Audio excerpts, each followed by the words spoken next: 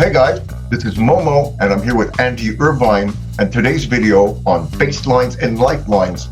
The bass line keeps the groove and the help keeps you alive.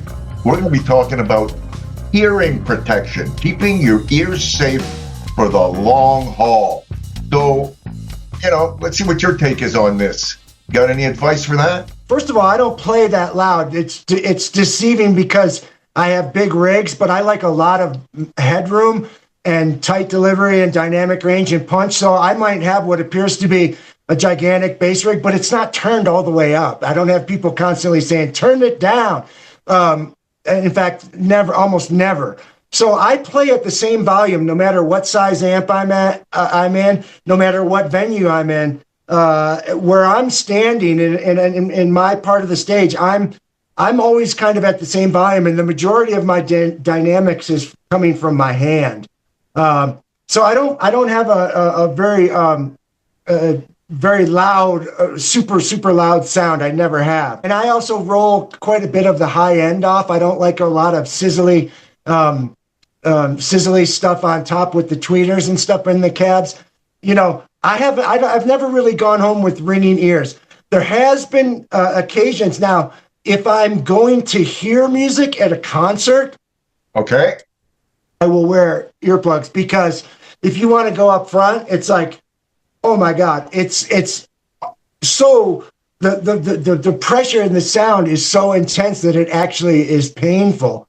On the gig, it's rare. It's rare that I wear them on the gig because I'm not in that loud of bands that play that loud. And I've never had any ringing in my ears from a gig. Now, if the drummer has got like two China boys, and he's doing one of these, and that particular drummer, that's their thing, I always keep a few sets in my bag that's got all my cables and effects pedals and power cords and spare strings and everything. I used to be known as one of the loudest bass players in history. I'm a kind of a Lemmy guy when it comes to volume, but those are more in the old days. I've been more of a studio guy for the last quite a while. The one thing I have learned for sure is how to mix with near field monitors at a very, very low volume all day long. Even if I'm doing super mega heavy stuff. In the beginning, it's very hard because you figure, this is kicking shit. I need to feel the volume punching me in the head. But when you learn to mix where you're getting punched in the head at a super, super low volume, what happens is when you turn it up, you are pleasantly surprised to see that things aren't overloading and sizzling out. And it's one of the greatest things I've ever done is invest in a really pair of cool near field monitors, because I used to be Mr. Loud guy.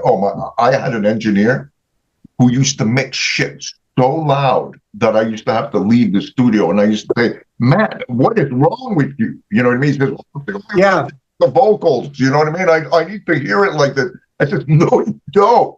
And then I had a friend of mine who had a major studio, and I shit you not, he pulled out the speaker of the inside of a computer, a little like 2-inch thingy, right? And he stuck it into his patch bay, and he said, let's mix through this for a while. And I looked at him, I said, are you kidding me? He said, I'm telling you, man, if you can make it sound good through this little piece of tiny mega shit, we're in a multi-million-dollar studio here. And that really taught me something. You know what I mean? So wear earplugs where you have to.